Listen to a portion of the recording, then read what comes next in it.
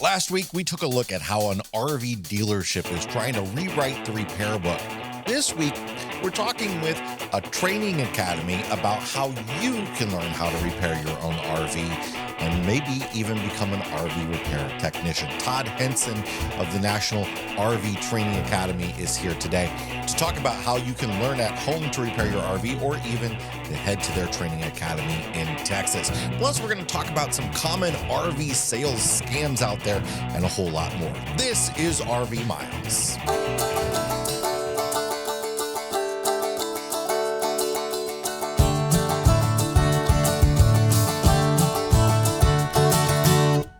Welcome to episode number 325 of RV Miles. I'm Jason, back this week without Abby again. Hopefully she'll be back next week, but it's just going to be me this week again, and we're getting geared up for heading out on the road in the next few days. Actually, that's why Abby's not here. We're just so busy getting ready to head out on the road. After everything that's been going on with us the last few weeks, we had planned to be a lot more ready to get out on the road. We're leaving on Friday of this week. And we're going to be out on the road for 6 weeks, heading to Virginia and then into the South for August, where it's, nice and cool.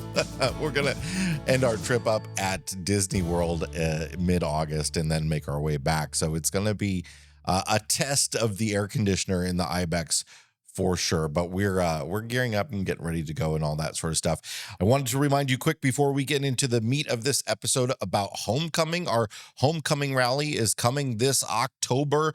We hope to see you there. It's really affordable. We try to keep it as cheap as possible. We're not making a profit off of this at all. It really, the fee just goes to pay for the food. We have a meal each night and some activities, and it's a great group of the RV Miles community getting together to celebrate the end of the traditional camping season in Amana, Iowa. Amana is a cool German historic town where they have wineries and breweries and all sorts of historical activities, and then some outdoor activities as well that you can participate in during the day before we get together every evening to have some fun and community. And the full hookup camping is really affordable. It's just $35 a night for the full hookup camping on top of your registration fee. So we hope you'll check out all the information about homecoming in the description for this episode and consider joining us. We only have about 15 campsites left, so it is getting close to full. We try to keep it a manageable size group. It's not going to be that big, so we can still have a lot of face-to-face time with everybody, and people can meet new friends and develop some new community, and that's what it's really all about. Today, I wanted to begin with talking about RV scams. Our friend Josh Winters, Josh the RV nerd over at Bish's RV, on his YouTube channel, he put out his monthly news update. He does a similar news update to what we do, except for sort of from a dealer's perspective, and it's always a really great watch. But this month, he began talking about some RV sales scams out there, and I wanted to touch on that and add a couple of my own that actually have hit a little close to home recently. So the first one Josh really talked about was an issue that's been going around where you go to sell your RV on a place like Facebook Marketplace, and as the people are touring the RV to decide if they're going to buy it, maybe they've already told you they're going to buy it and they've driven from miles and miles away to come see this RV and buy it. They find issues while you're talking to somebody else. So maybe it's a team of a couple people. This is like a professional kind of scam where they've got a couple people and you're talking to one of them while the other one finds an issue, and they may actually even bring with them like a soggy piece of plywood or a piece of molding with some mold on it, and they try to trick you into lowering the price because now they have to fix these problems. Or some RVers never get up on their roof, so they get up on the roof and they say, oh, the roof is falling apart, or all the sealant needs to replace and all this sort of stuff. And they're finding ways to trick you into selling that RV for a lower price. So that's one that he talked about. One that I've seen a lot every year, and I had somebody write in about this recently, is the escrow scam. There's other versions of this, but essentially what's happening, it can happen on both sides of the coin, whether you're selling or buying. But say you're selling an RV a buyer reaches out to you and says, I'm really interested in this. Can you give me more photos and pictures and stuff? I'm from very far away. I can't come get it, but I'm very interested in it. You could give me a really detailed look at it and everything looks good. I'll buy it. And then they want you to use an escrow company to protect both of you. So an escrow company holds the funds until the sale is complete, just like you would do with a home when you buy a home. And the scam is that the escrow company isn't real. And you might think, well, they're giving me money. Why is this an issue? Well, there's a fee to use the escrow company. So it ends up being like a $70 fee that you pay.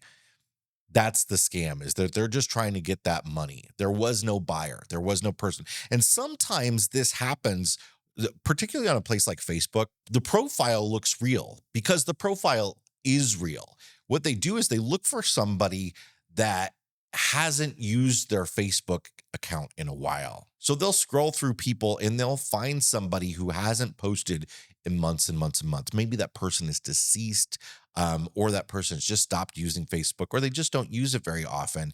And then they hack into that profile, and that person is none the wiser because they're not actively using their Facebook account. And we also see it from the buyer side, where the seller is wanting to use an escrow company in this sort of same way.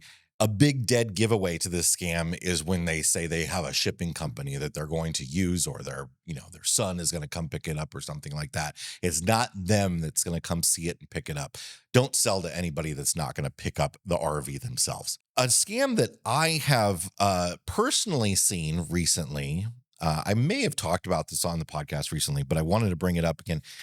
My uncles were selling their travel trailer this spring, and they had been sent the VIN scam. So there is an issue going around where you're selling an RV and the buyer reaches out to you and they say, hey, I'm going to come see this. I want to buy it, but I just really want to make sure. It's about a 5-hour drive for me to get there. So can you do a VIN check for me so I can just make sure this vehicle hasn't been in any accidents or anything like that?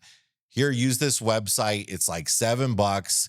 It's not a big deal. You just pay the $7 and they send you a report. Well, it's a scam site that's taking your credit card information and perhaps other information from you, including the VIN number and things like your social security number and stuff like that. It's another scam. They might charge you $7 a month instead of $7, and it keeps recurring until you notice it. They might charge you $300 and hope you didn't notice it. They might not use credit cards at all. They might only do bank drafts in order to reduce your ability to stop the scam, stuff like that. It's a very, very common scam in automobile sales when people are asking you to run one of these VIN check reports. Don't do it. The final scam, this is also something that Josh mentioned, but I wanted to bring it up because it's something that I got hit with. This isn't really an RV sales scam, but this is a scam that's just sort of sent out to drivers everywhere. You get a text that says that you owe a certain amount to a tollway. So I got this recently from SunPass, the SunPass toll system that says your SunPass toll amount is overdue, and here's a link to pay it. And a lot of people will be like, why would you ever, click a link on a text message? Nobody ever bills you that way. Actually, I've been getting a lot of bills through text message lately. Reminders. They're not the actual bill, but reminders from places like our many, many different doctors' offices. They're coming in through text, and those are legit ones. This one happens to not be, because I haven't driven in the SunPass system in a long time, and I knew that, but I clicked on it anyway because I wanted to see what was going on here. So I clicked on the link in this text, which it looked like a very official text, of course. But then you click on the link, and the website it takes you was a 100% clone of the SunPass toll site. It was very, very similar. I think they maybe just changed a couple letters. Often the URL will look the same, and they might change a 0 to be an O, or they'll add in a word on the end to make it slightly different. So I clicked through, and it was asking for me to pay this bill, and of course I wasn't going to do it. I knew better. But that's only because I hadn't been anywhere in the SunPass system recently for me to be getting this bill. So I would imagine that this was very effective for them, especially if they're able to just send it out to just hundreds of thousands of phone numbers. I happened to go back to that text message because I saved it and clicked on it today, and the website says that it has been taken over by the unofficial department in Florida. But anyway, the website has been seized, so it is no longer there. But you could see this scam being repeated through other states and other toll systems or similar things to that, where they're trying to get you to pay sort of these smaller fees. They're not scamming you out of thousands of dollars. They're trying to scam lots and lots of people out of $15, and that's a very effective method for scammers. So that's my overview of a few different scams out there. I'd love to hear any scams that you have heard about in the comments on the YouTube version of this video or on any of the social media posts for the podcast version, if you are interested in doing that. Chances are you've seen them on the road. That's because Blue Ox designs and manufactures the best towing products in the industry. Just look around.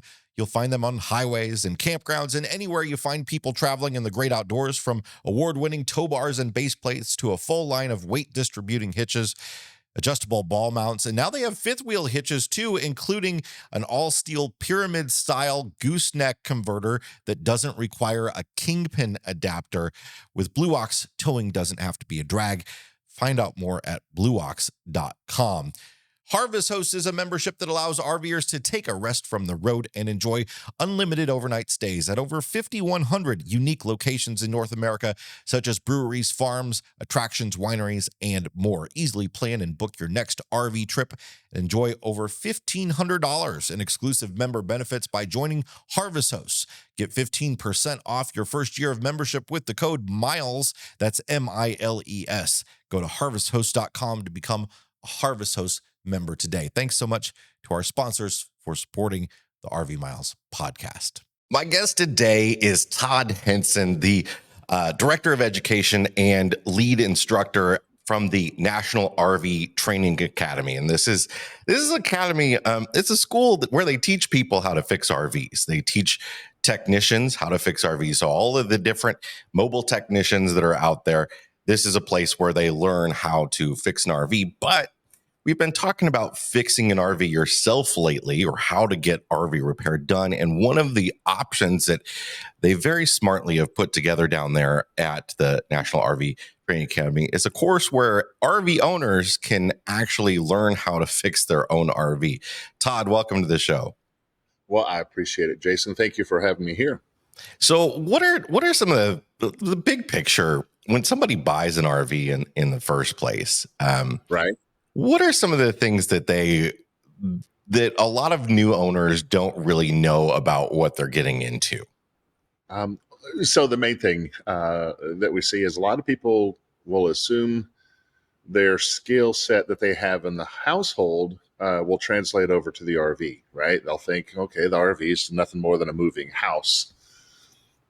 Pretty good at, fixing, tweaking some things in the house. I should be pretty good over with the RV. And the thing is there's so many different nuances to the RV, different systems. Now we're introducing 12 volts to the system versus the 120. People just, they don't know how it's done. And if they can't see how it works, then they can't fix it. And that's kind of the biggest thing that we see. The walk-in expectation, I should be able to handle some of this. And there's so many different things versus the home that they just get flabbergasted with trying to figure out how to fix it. So we try and help out with that, alleviate all that, kind of walk them through everything. I find that just knowing where things are is one of the biggest problems. And I would imagine a lot of people end up tearing a lot of stuff apart that they didn't need to. Well, a lot of times they don't even touch it, right? That's what I'm saying. They just get, oh, geez, I don't know what I'm doing. And there's not a lot to it. I mean, if you could peel back the walls and look at it, then you take away the mystery for a lot of them. Now, some of them, they've never touched electricity before, rightly so. Never really messed with it. And so, again, most of the RV receives a signal from electricity. So if something breaks down, they just, nope, that's not something I do. We help them get past that, and say, all right, here's the proper way to use your tools. This is how we check for the signal. Wherever the signal stops, that's where your problem is. So what can somebody expect when they go through the process of learning how to repair an RV? What's the course like? What are you offering? Okay, so typically, even with the home study, it is 2 days of electrical. We'll go over the fundamentals of electricity day one and go over low volts or DC volts, all your 12 volts systems in the RV. Get you used to using your multimeter on both voltage and amperage and ohms. And then the next day we get into our higher volts, the 120 volt system. We'll spend half a day on propane, which is also another system. Then finally the water system. So those are the 4 major systems. We go over, again, the fundamentals, how they work, how they act, how they react, right? It's just like anything else. If we understand how it works, then we're able to determine whether it's working properly or not.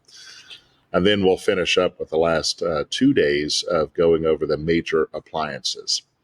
The thought is, if I can show you how to chase a signal, whether it's 12 volts, 120 volts, propane, or water, and again, the thought is wherever the signal stops, that's where the problem is, then it almost doesn't matter what appliance you're walking up on, what system you're walking up on.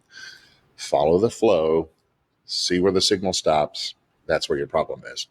And those are most of the types of problems people are having, right? They're not generally, if your frame is falling apart, you're going to take that into a shop to fix. You're not fixing that yourself, but that's kind of a rare case, right? Most of the people that have issues are having issues with one of these systems. I wouldn't say rare. Unfortunately, we've been in the RV business long enough to know, but it's not something, most of that. And we will show them what we call a rescue. Hey, I can't get my slide out. It's all broken.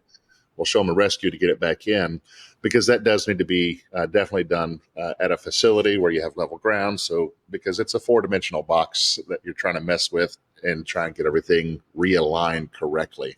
And it's just small little tweaks. People can do that on their own.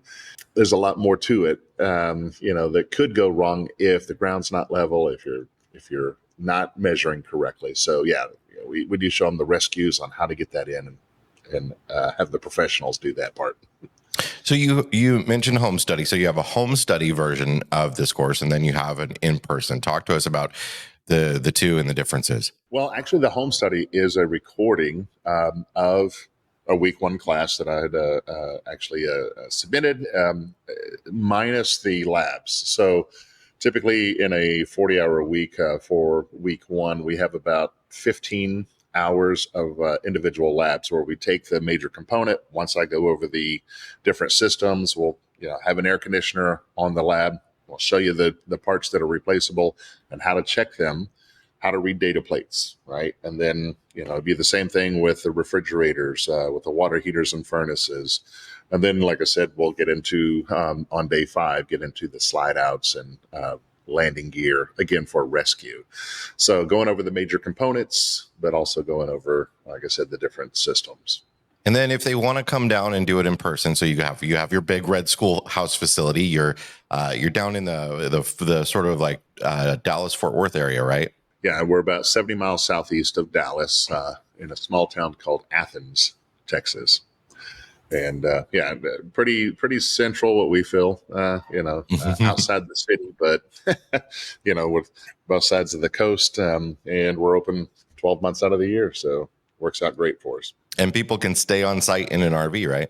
Yes, it is adjacent to an RV park, and there's also other RV parks. We've actually really helped other businesses create additional RV parks simply because ours is only so big. We have about 120 sites at one point. Now we have about 12 other RV parks around us that have popped up going, oh, look, let's get some of this action. So for the folks, maybe they're considering getting deep into something like learning, going through a whole course. But for the folks that are sort of the new owners that aren't ready to dive into something like that, can you give us a couple tips about like what types of tools folks should carry? What types of things should they look into learning about first, what are the most common problems that they're going to run into? Like I said, the most common problems are going to be systems related, electrical. 80% of the RV receives, some type of signal that's electrical. So to turn on your air conditioner, if you're walking over to the thermostat, that's 12 volts, right? And if something doesn't work, again, we're going to go after that signal. Tools. This one's the hardest one for me, being a master certified technician. You almost take all of them because there's too many things to possibly go wrong. But I will tell you, most of the RV is bolt on, so a 9-in-1 screwdriver with multiple heads that you can swap out is, I could take apart 80% of the RV, swap pieces out with that. So I'm going to say, because I also know that as RVers, there's limited amount of space that we have. A 9-in-1 screwdriver, definitely I would like to have that. A small set of sockets, and then, of course, a multimeter. I know that a lot of people haven't used that yet, but if you really want to begin to take care of your own RV, you need to know the signal, right? And you need to know where the problem is. So picking up one of those and learning how to use that would be probably one of the best things, I think, that all RVers that want to learn how to work on their own RV, just to make sure that it's working fine, is to pick that up and learn how to use that. So broader than learning about your own RV, you also teach RV technicians down there and bring people into an industry where there's been a lot of need over the last several years in particular for folks to get out there and fix RVs. We've talked extensively about some of the problems in getting repairs done at a repair shop and waiting for weeks and weeks and weeks to get something diagnosed, to get parts in, when you can call a repair technician often and pay them a few $100 and get it fixed on the day, instead of dealing with your warranty and all that sort of stuff. But you guys can go a lot more in depth with folks. What's the process like if somebody who wants to get into being an actual RV technician? So everything begins with week one, the fundamentals class. Again, just going over the fundamentals of the 4 systems that you have, and then of course the major components. But from there, we follow just what the RVIA had out for several years, and we've compounded upon that over the last 30 years that they have had their program.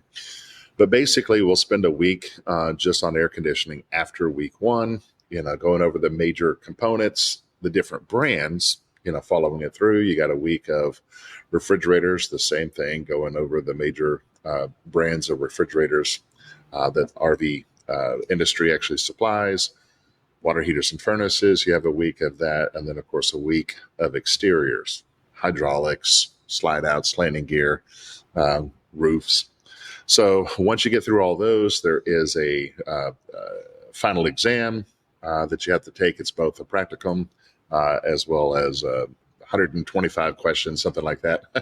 It's been a while since I actually wrote that, but something around there. And, if you pass, then you're certified. If you're not, we'll set you back. We'll go over some stuff, and then, hopefully you get through. So it is a lengthy process of about 5 weeks. There's other classes you could take. We do solar. I train people on how to do solar installs, so we can actually create a network of installers, as we see that is a emerging market in the RV space. And of course, we actually train on generators. It's a huge need here. Oddly enough, the generator manufacturers didn't really train many people out there. And so there wasn't a lot of places, if you have a generator problem, that you could take it to that was actually, trained for generators. So we handle both of those as well. One of the great things you also do is have a library of tons and tons of free tips for people to find on YouTube. So if folks are looking to fix a certain problem that they don't know how to fix, you can head over to the NRVTA YouTube channel. There's a heck of a lot of information out there. What got you into doing those sort of your tech tips?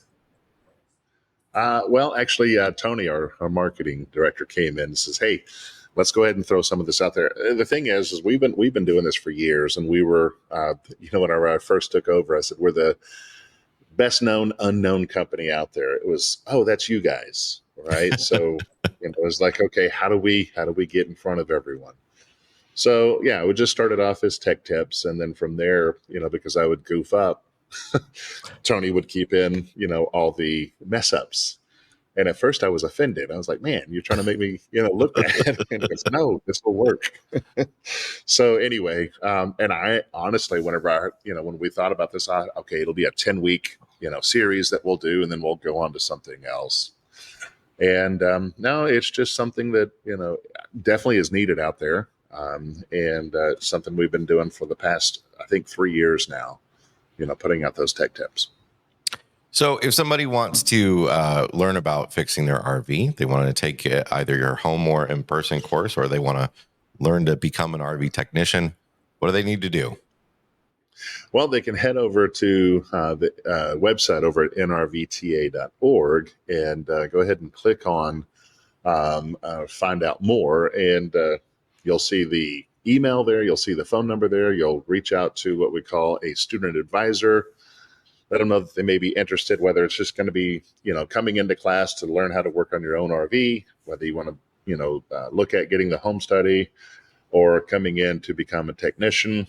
They will guide you all the way through that. We are a licensed and certified school, so no different than signing up for any other type of college course. And are there certain times of the year that the classes happen, or is it just sort of rolling at any time? The only time, late December, we'll finish up a round of classes. So no, we're 11 and a half months out of the year. There may be a 2 or 3 week cycle that we're off, and then pick right back up January 1. Nice. Todd Henson from the National RV Training Academy. Thanks so much for joining us, Todd. Well, Jason, I greatly appreciate it. Thank you so much. I want to thank Todd Henson again for joining us on the podcast. Todd is also the host of the show RV Unplugged. Have you seen this yet? This is really great. It's a reality show style competition that's on YouTube that's produced by the folks down there at the National RV Training Academy, and Todd is the host. And basically, they get a bunch of RVers together and a lot of some influencers and some other types to compete in couples in competition at an RV resort this year. This one is happening at Camp Margaritaville. This is the second season, and it's available on YouTube for free. You can go watch it. And it's a fun reality show style competition that's really put together very, very well. But it features a lot of people that you might have seen on the internet, and it features, RVing. So check it out. We'll put a link to that in the show notes as well.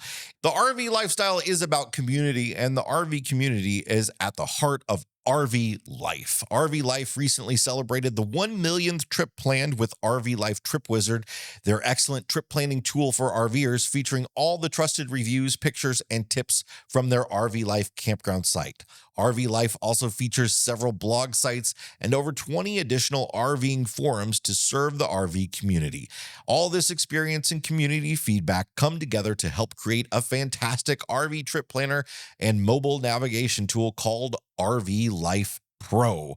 RV Life has marked a milestone of over 3 billion miles traveled using RV Life Pro's navigation and trip planning features. Take 25% off your RV Life Pro membership with the code RVMiles at rvlife.com. RV Miles is also sponsored by RVMattress.com by Brooklyn Bedding, a real mattress company that delivers mattresses in a box so you can actually bring them into your RV, move them around, find the position for them, then open them up and let them expand. I don't know if you've ever tried to put a king or a queen size mattress into an RV that has already expanded and opened up. It's very, very difficult to do. We've had mattresses from RVMattress.com in our last 2 RVs. They're still there, and we have them in our home as well. We love them so much because they are actually real mattresses that are designed to fit all those weird sizes that are available in RVs, all the different short kings, the short queens, the different bunk sizes, the different thicknesses. If you need a slide to close over one, or if you got a drawer that closes over the top of one,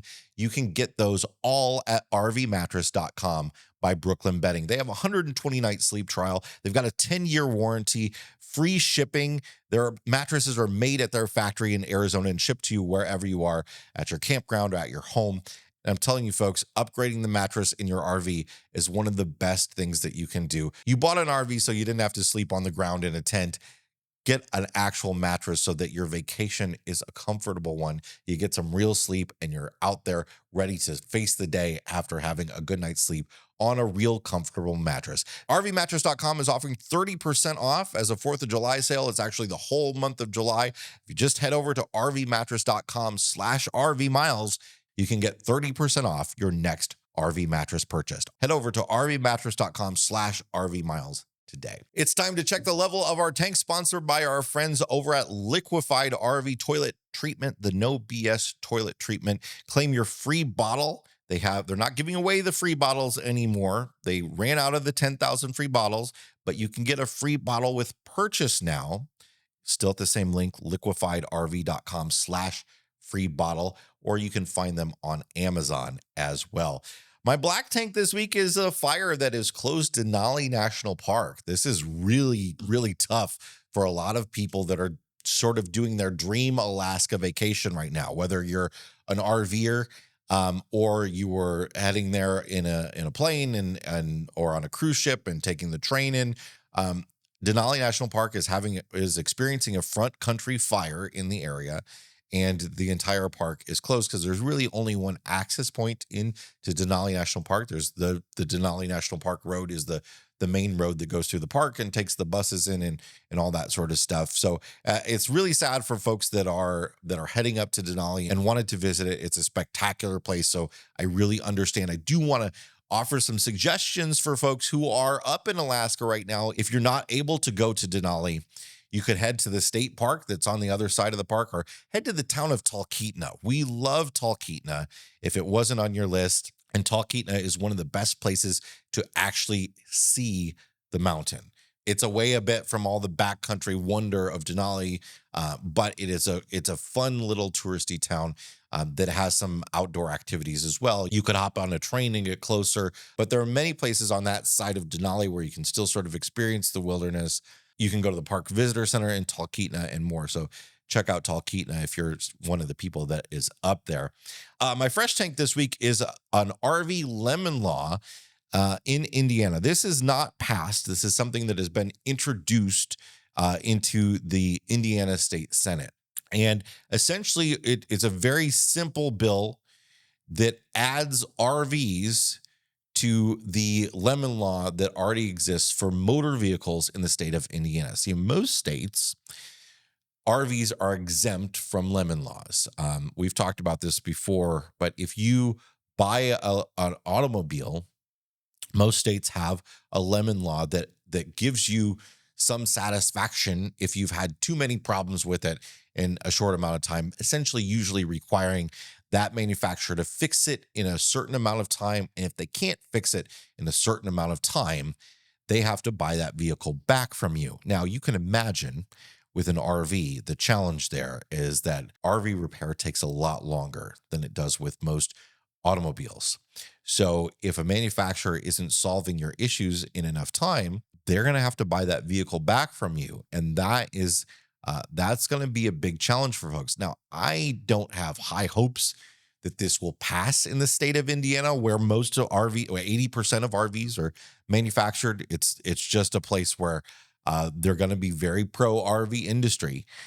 So I don't have high hopes that this will actually make it through the legislature in Indiana, but it is there and it's a possibility. And what makes it really interesting is that a lot of the RV warranties out there have a clause that makes the venue for any court cases over that RV warranty the state of Indiana.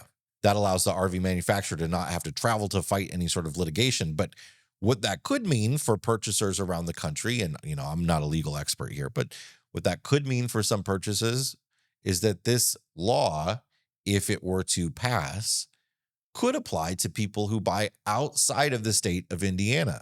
I don't know that that's necessarily true. I don't know that the final wording would even allow for that, but it's certainly a possibility out there.